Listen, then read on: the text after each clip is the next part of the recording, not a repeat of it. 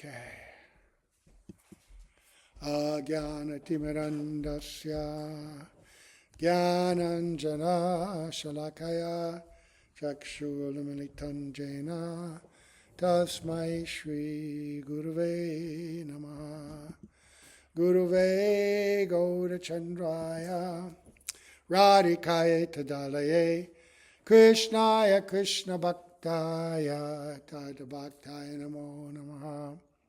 Yam Pravajantam Anupeta Apeta Krityam Rapayano Vidaha Katada Ajuhava Putriti Tan Maitaya Tadavo Binedus Tam Savabhutam Hridayam Munimanatosmi Narayanam Namaskritya Naram Chaiva Narottamam Devim Saraswatam Vyasam Tato Jayam Mudirayat Bhaktya Vihina Parada Lakshai Kiptashta Kamari Tarangamadye Kripa Mai Tvam Sharanam Prapanna Vrinde Namaste Charanara Vindam Tavevasmi Najivami Tvayavina Iti Vigyaya Radhe Tvam Nayanam Charanandike Vancha Kalpatarubhascha Kripa Sindhubhya Evacha Patitanam Pavanebhyo Vaishnavebhyo Namo Namaha. So we're going to begin by offering our most humble, grateful, respectful obeisance unto the lotus feet of our beloved Gurus, unto Sri Guru Pada Padmanithalita Bhavishta, Om Vishnu Padasta Tarasat Sri Simad A.C. Bhaktivedanta Swami Maharaj Srila Prabhupada, and Sri Guru Pada Padmanithalita Bhavishta, Om Vishnu Padasta Tarasat Sri Simad Bhaktivedanta Narayan Goswami Maharaj, unto our exalted Upanagura Varga and all the symbol Vaishnavas, Vaishnavis. So today in India, Ekadashi Titi, and the beginning of Julana Yatra, the Transcendental Swing Festival. There is a beautiful description of one of those swing festivals. This is one of those pastimes. They're unlimited, going on in infinite varieties, but in the Ananda Vrindavana Campu by Kavi Kanapur is a rather extraordinary description. We alluded to that yesterday, and now I'm just going to read that. And we don't have a swing, so what we're going to do is immediately after the class, we'll go to the songbook. There are 2 songs that are sung about the Julana Yatra. Okay, and in 5 days will be the appearance of Lord Balaram. So, this is chapter 22. Kavi Kanapur gives the sequence of Krishna's Leela, like Jiva Goswami does, in the actual order. Sometimes in the Bhagavatam, Shukadeva Goswami spoke out of order because he would speak according to the mood of the pastime that he was describing at a particular time, and that mood would continue, and he would describe many other things. But Kavi Kanapur and Jiva Goswami is doing the chronology of them. And the pastime before that, he was describing stealing Krishna's flute in the middle of the springtime holy festival. Of course, Krishna's flute gets stolen many times. Many different ways they steal his flute. But he's describing this. Also, one other speciality of the Ananda Vrindavana Campu is that he doesn't describe the killing of demons, and he doesn't describe pastimes after Krishna has left for Mathura. No Akrura, none of that. And he states himself that the reason is that he wants to bring out the beauty, the glory, the sweetness, the Madhurya Leela, especially that between Krishna and the gopis. And the separation pastimes are too painful. Killing of demons is, a little too much. And that was his mood. So, we'll listen to this. I got this on Kindle. All right, Kindle. So, the stealing of Krishna's flute occurred in the middle of the springtime holy festival. On another day, Krishna performed the swing festival, the Julana Yatra, which is the perfect object of meditation for those desiring a taste of devotion. So, do you have a desire for a taste of devotion? You may not have a taste, but do you have even a little bit of desire for it? I think we're all here for that. So this is the perfect object of meditation. It's such a nice pastime. On that day, the sweet pastimes of Radha and Krishna far surpassed the sporting of the demigods and their wives in the celestial gardens. This chapter describes Krishna's ecstatic swing festival, which is incomprehensible to the three worlds. Right, the fact is that the sporting of the demigods and their wives in the celestial gardens like Ananda and Svarga, that's kind of the pinnacle of material enjoyment. They have bodies that are extraordinarily well equipped for sense enjoyment, and they really don't have any restriction. We are bound by so many moral codes on this planet because this planet is set up to purify the soul, to purify them and put them on the path of sadhana. Svarga is really set up for those people who practice varnashram and rules and regulations of religion just to expand and increase their sense gratification. Here we pray, oh God, please give me my daily bread, and you often see people talking about their relationship with God, and they say things like, oh, he's blessed us so much, and they talk about family and their successful business or their career. We're so blessed in that way. But this isn't the real blessings of God. I mean, obviously, everything that we get comes directly or indirectly from the Lord, either by his own hand or through his agents, like the demigods. But this idea of material pleasure, this is not the objective of human life. And this world, Krishna appears on this world, comes to teach, yada yada hi dharmasya glanir bhavati bharata, right? Puratranaya sadhunam vinashaya chaduskritam dharma sangstarpanartaya sambhavami yuge yuge. He comes millennium after millennium here to teach the real import and purpose of religious practice, right? Which is to revive our forgotten or covered relationship with the Lord and to go there, right? As we've been, hearing previous to this, that, all the different planets that are available, right, to us, Chaitanya Charitamrita, we've been hearing the glories of Lord Nityananda and all the spiritual realms that are there designed for living entities, not for different kinds of sense gratification, but for different kinds of loving exchange with the Lord, right? If you desire to see the Lord in a mood of awe and reverence and opulence, which is completely appropriate for so many people, there are many realms for that, and the Lord will accept that service in many different forms. In third canto, Lord Brahma speaks to Sri Narayan and says that, oh, you have appeared in so many forms to fulfill the desires of your devotees who desire to worship you in various ways. See, but the ultimate and the highest and the most tasty, the most fulfilling form of loving exchange takes place in Goloka Vrindavan, and out of the realms of Dwarka or Mathura or Braj is the topmost. And he's saying so that even compared to the sporting and the enjoyment of the demigods and their wives, it's insignificant compared to the extraordinary joy and pleasure experienced by Krishna and his devotees. And so this chapter, he says, describes Krishna's ecstatic swing festival, which is incomprehensible to the three worlds.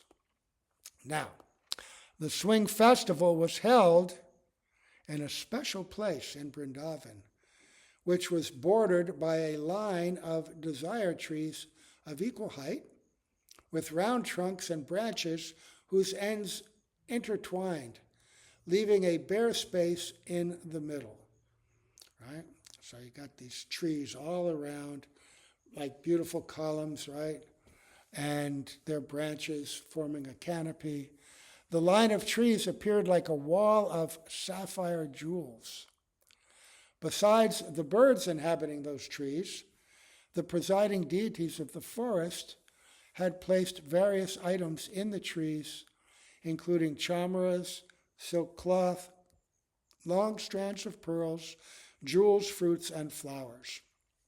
So, in the West, once a year, people, in celebration of Krishna, will decorate trees, right? Christmas trees. And some of them are just so beautiful with lights and tinsel and all kinds of things. In the old days, they would use fruits and, lines of beads and all that. And they use lights on the outside. But imagine this. When they say the presiding deities, they mean the Vanadevis, the beautiful female assistants of Purnamasi and Vrindadevi, who are in charge of decorating and providing the ingredients for pastimes. So all over these trees are filled with these items, and very, very beautiful. A square-shaped golden stage stood in the center of the decorated trees. Okay, so in the middle of it all, a beautiful square stage. In the middle of the stage was a jeweled kunja with 4 doors. 4 harichandan trees stood as pillars in the corners of the kunja.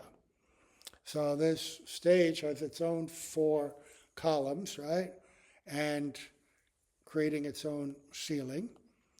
And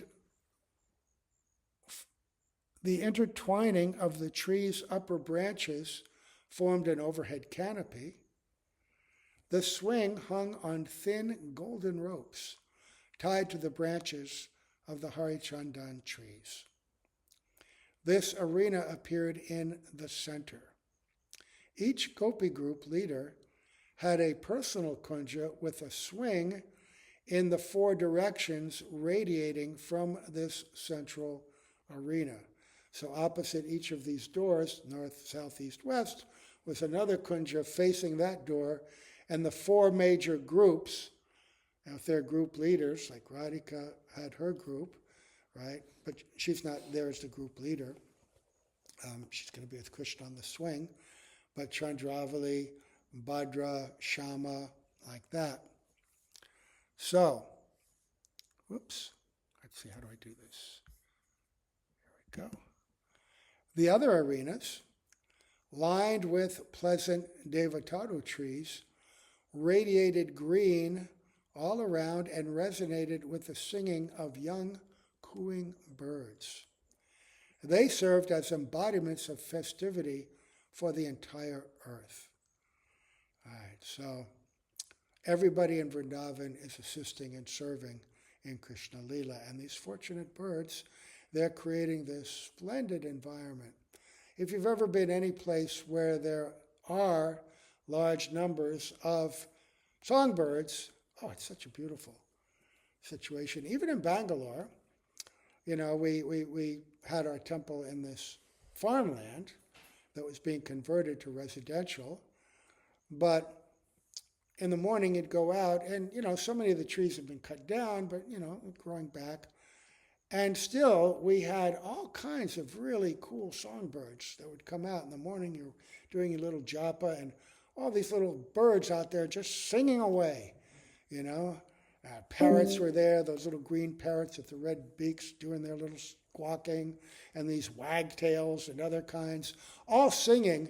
So delightful. And now imagine these birds, who we know and have heard from Srila Prabhupada's purports, they can do everything. They're fully intelligent. They can sing, they can talk, and they're singing in the most splendid way, their bird song, creating what an environment. They served as embodiments of festivity for the entire earth. One swing hung from each pair of trees, and sitting platforms for the gopis encircled the bases of these trees. So, around the central stage and around each of these kunjas with those swings also were sitting places, and gopi assistants, gopi servants would be sitting all around, singing and assisting, right?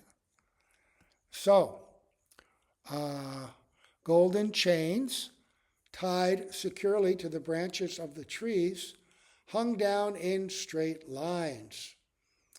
In the center arena, 4 lines of swings belonging to the different group leaders faced the 4 doors of the main kunja. Herds of deer frolicked about joyfully in the flat, open land surrounding the kunjas. The deer are decorative. They're so pretty. Even here, the deer are very pretty, right? You go out in the morning and see these little deer with their big ears and their cute little tails and little babies, and they're walking around. If they weren't such rascals eating our garden and everything, we'd probably like them a lot more. But they're the deer. They're all devotees of Radha and Krishna. They all want to be near and witness this as well. And the gopis lament. They think, oh, the deer are more fortunate than us because we are blocked, checked by our husbands from going to see Krishna whenever we want, when we hear that flute song. But the deer, when they become captivated by that, they run towards the direction of the flute. And the husband said, yes, run, and I will go with you. Their husbands are not at all disturbed by that. And so they say, oh, if we could only be deer. So these deer, very special. And when Mahaprabhu went to Vrindavan, right, the deer, and, they would come up to him and lick him and, be with him. And I don't know if you've ever had a deer lick your hand or not. I always wonder, what's that all about? And one time I went to a petting zoo in San Francisco, and they had a little cute deer, and they came up right to the fence because you'd feed them, and I put my hand there, and this little deer licked my hand. And it was the softest thing I ever felt in my life. I remember it to this day. And I thought, oh, okay, I get it now. So they're, not like some cat or animal with this raspy, meat-eating tongue. The deer, so soft,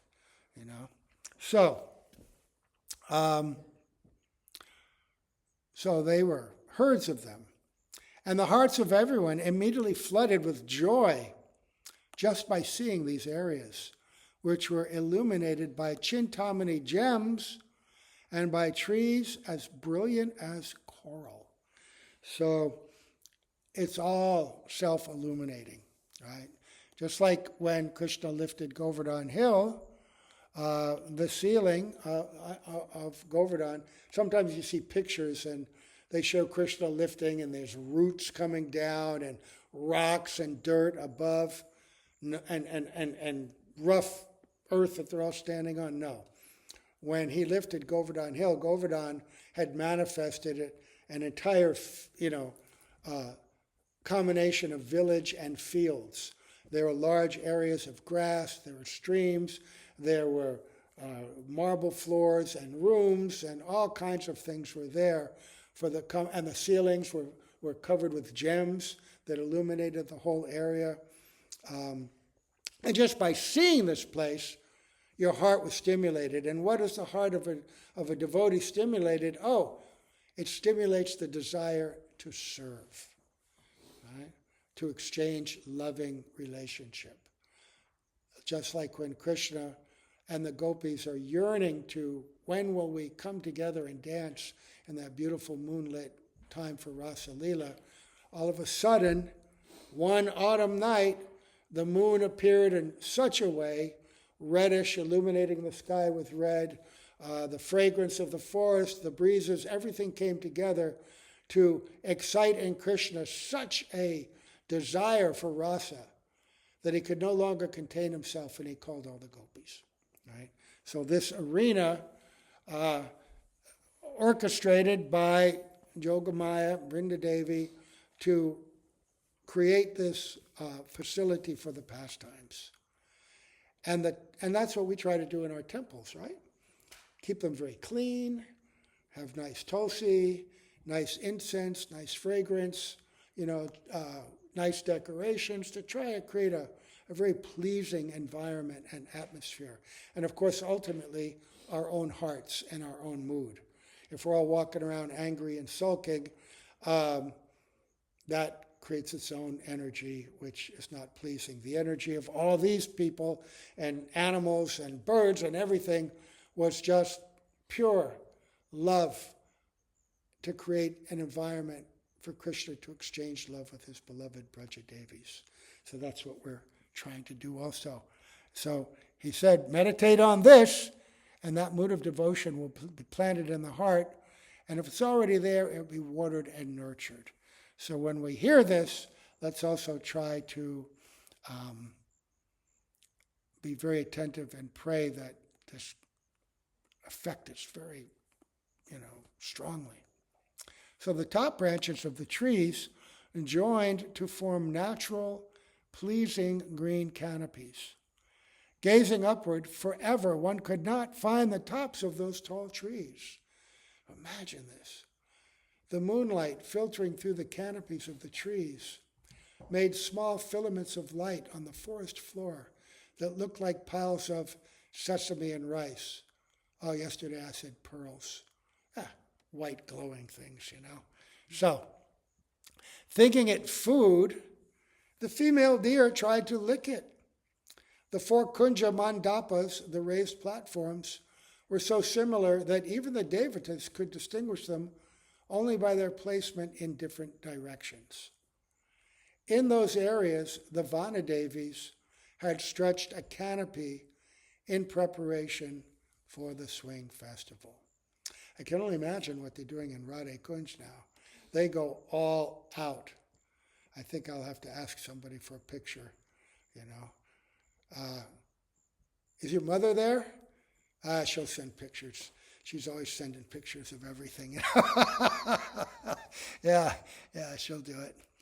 So, the scattered moonlight appeared like pearl belts taken from the deities of the directions, broken by the steady wind, and broadcast on the earth out of respect for the land of Vrindavan.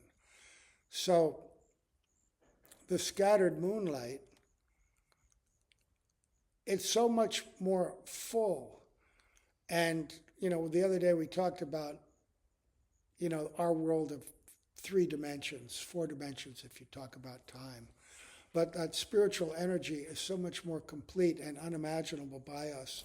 And so everything that it's created, you can imagine a metaphor to help try to describe it. So the scattered moonlight appearing like pearl belts taken from the deities of directions, broken by the steady wind and broadcast on the earth out of respect for the land of Vrindavan. So the moonlight, some places looking like sesame and rice piles, other streaks of it, but still not just kind of some dim little stretch, piece of light, but effulgent and beautiful in its own way. So it appeared as if all the stars in the sky, in great bliss, left their positions to come offer respects to the land of Vrindavan. Pieces of rustling silk cloth from the goddess of the sky formed the rooftops. Formed the rooftops of the kunjas and hung down, quivering like tongues trying to lick the dust of Vrindavan. So beautiful canopies and sides. Yeah, we do pandals nowadays, right? And so pandals, they can be really nice, beautiful white cloth and beautiful cloth coming down the sides, but not like this. Not like this. And the cloth itself is conscious And it's experiencing its own form of service and its own ras. And it's hanging down, enjoying its role and enjoying the ability to come into contact and touch the beautiful land of Vrindavan. Every enlightened living entity wants to touch the dust of Vrindavan. Krishna wants to touch the dust of Vrindavan. That's why he ate dirt. You know, that pastime at, what is it? Is it not Bandiravat? That, Brahmakund? No, not Brahmakund. Anyway, huh? Brahmandagat. Brahmandagat, yeah. That's where he and his friends were eating dirt, and his friends told on him. But the question is, why did Krishna want to eat dirt? Because it's not dirt. It's the dust of Vrindavan. And Krishna knew, he said, oh, everybody wants to take the dust of Vrindavan, you know. What are they tasting? What are they enjoying, you know? Of course, they want to take it because the dust of Vrindavan has been touched by the lotus feet of Krishna. It's the most sacred land. And so devotees, they cover themselves in it, and they also take little bits. Krishna said, what are they tasting? What is it like? I want to taste this as well. Right? And so even the canopies wanted to taste and touch and interact with the dust of Vrindavan. The nets of pearls hanging from that cloth were swinging gently in the soft breeze and pleasantly resounding like tinkling ankle bells. The forest gods had decorated the canopies with strings of various kinds of fruit and with fine scented chamaras, resembling white lotuses born from the sky or swans flying up from the lake of moonlight. Oh, wow. Yeah, chamaras could look like a swan, right? Swan body is kind of like that, right? A little fat, and then it tapers down. So these swinging chamaras, they resembled swans. Such beautiful white. You know, originally we used to get chamaras, and they were made out of pure white yak tails, right? Nowadays, they make them out of polyester, right? Because the demand is so great, and the supply of yak tails is much more limited. But you used to take a chamara, and there'd even be that tailbone in it that you would insert into the handle, right? So, a beautiful, beautiful chamaras.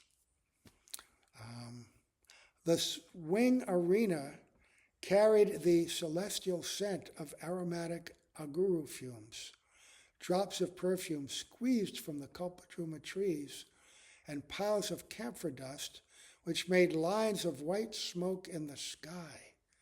Wow. Impatient and anxious to begin the swing festival, the Devatas and their wives, the Siddhas, the Vidyadharas, Charanas, and Kinnaras, played their instruments as they arrived in Vrindavan in their innumerable celestial airplanes. So these are those very fortunate demigods that are also great devotees.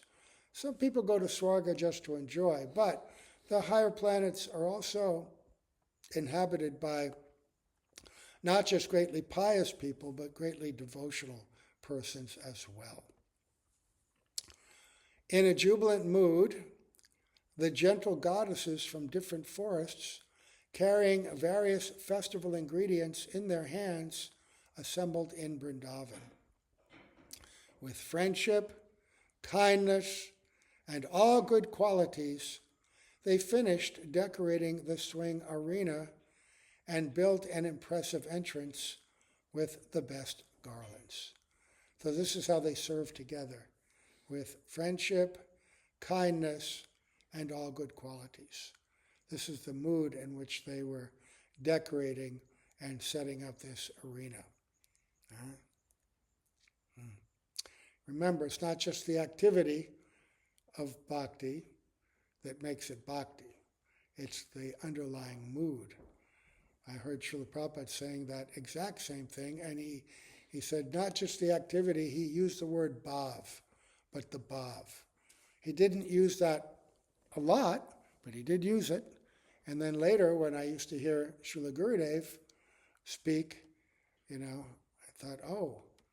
And it's only like in many recent years when I begin, when I listen to Srila Prabhupada and I see all these amazing things he said that I never understood what he was talking about, But now I understand he was giving us so much. So they're serving with these deep, deep moods of love and friendship, kindness, all good qualities. From all directions, flocks of joyful birds came fluttering to broadcast the sweetness of the swing festival. They perched peacefully on the twigs and branches of the trees around the arena. Eager to see the wonderful swing festival, the birds sang the glories of Krishna while their own hearts swung in delight. So their hearts were swinging in harmony and synchronicity with this beautiful festival. Forgetting all troubles and impelled by curiosity, varieties of deer gathered in the kunjas. What trouble could there be when you're in the midst of this swing festival? And ultimately, what trouble can there be if we're actually deeply absorbed in bhakti? Things may be going on, things may be happening, but we're not affected in the way that ordinary people are. That's why Queen Kunti prayed, hey, what do we care for difficulties? Because whenever there's a difficulty, what are we impelled to do? We pray to you even more fervently, and you come to us. So let these difficulties come, because by that we see you again and again, right?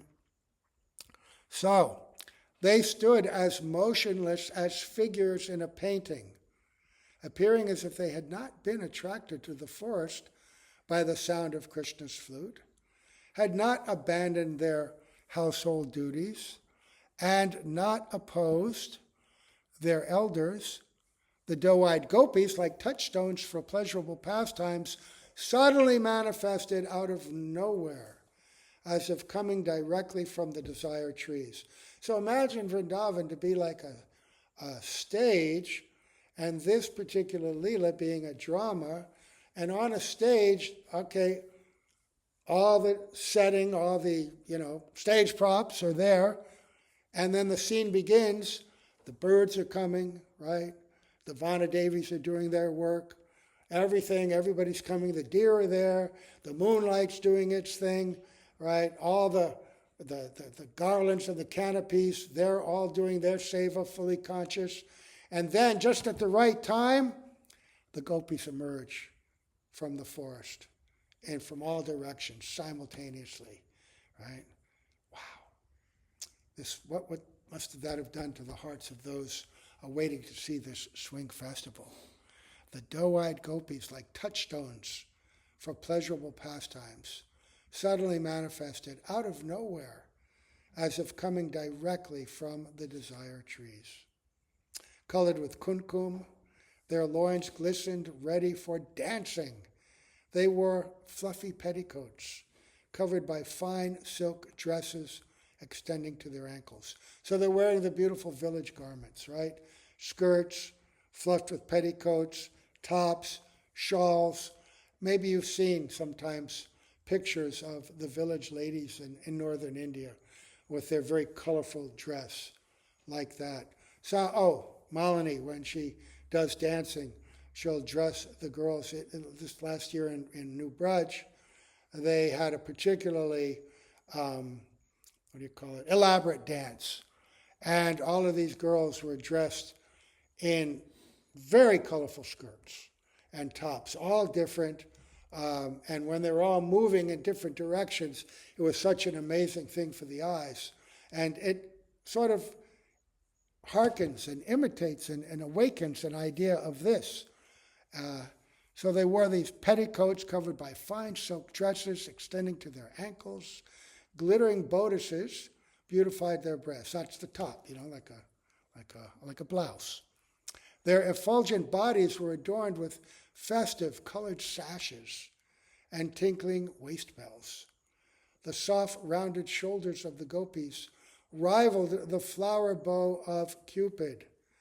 The gopis had tucked flower arrows in their girdles.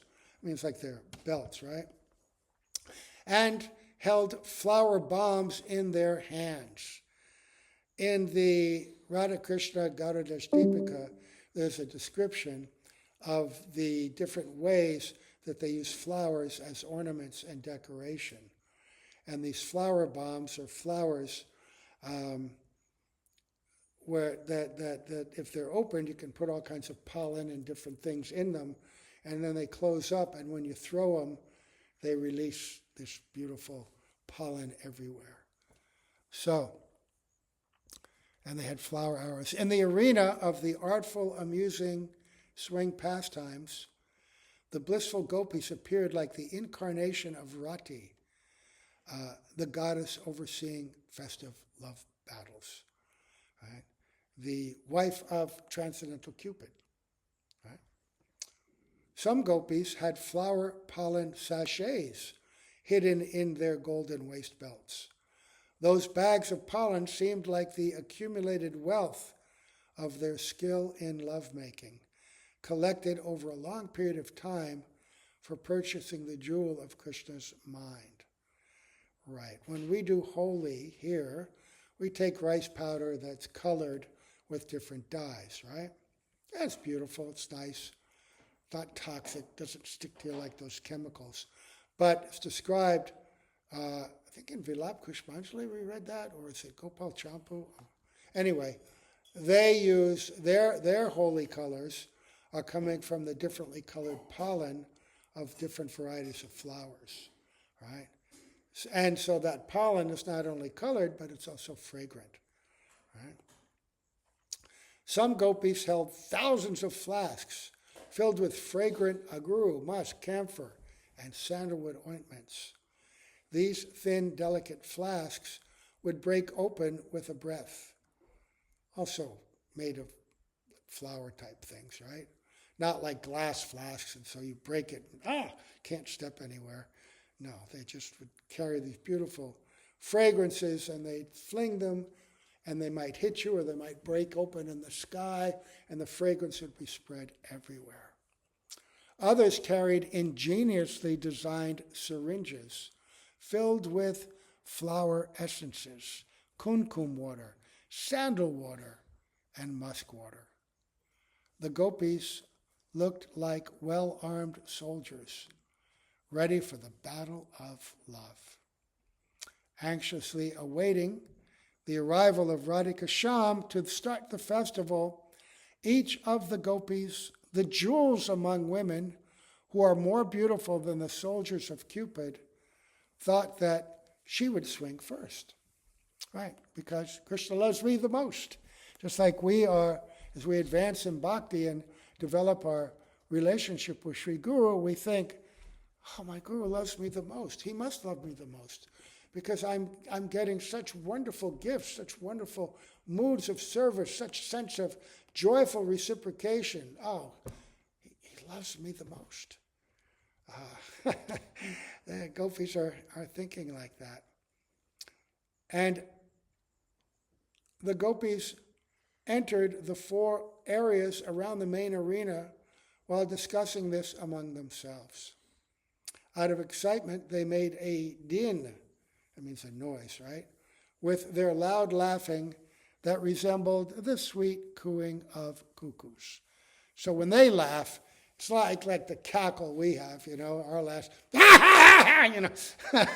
which is, I guess, joyful, but it can be a little irritating sometimes, depending, some people have these really loud laughs, but their laughs are like cuckoos. You ever hear a cuckoo? Go on YouTube, hear a cuckoo. Imagine a laugh like that, like bells. Beautiful, joyful sound.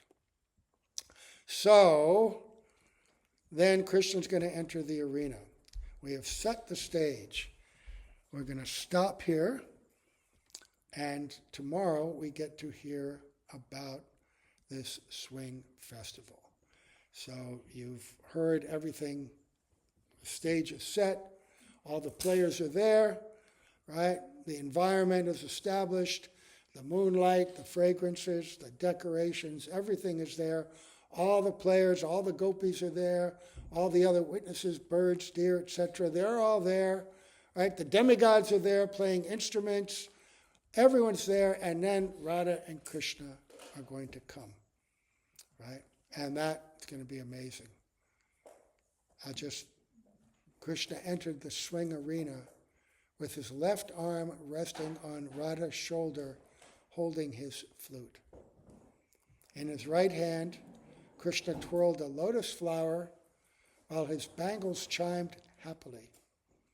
A pleasing peacock feather topped his reddish turban that tilted attractively to one side. Krishna's elegant earrings and ear lotuses swung in the breeze created by the bees circling his head. Fine cloth kissed his limbs, lit by the jewels of his crown and bracelets. Krishna shone attractively with his pearl necklaces, tinged from the red from the rays of the Kaustuba jewel. Light, delicate footsteps accented his graceful yet playful gait. The jeweled anklets and bells adorned his lotus feet. Right. So we'll hear more. We'll hear more about Krishna, and we'll hear more about Radhika, and we'll hear about this swing festival. So we'll stop there, and we offer our obeisance to Srila Prabhupada, Srila Gurudev, Kavi Kanapur, the author of this Ananda Vrindavana Campu, praying. Whenever we read the books of our acharyas, we should know that they are there in their words, and we pray especially to them to reveal their moods, to give us realization and joy and understanding of these pastimes and Leela. And we try to do this all with a humble, serving attitude. Right? So, we offer obeisance to all of them, to all the assembled Vaishnavas, Srila Prabhupada, Srila Gurudev Ki Jai, Gaura Premanande, Hari Bol.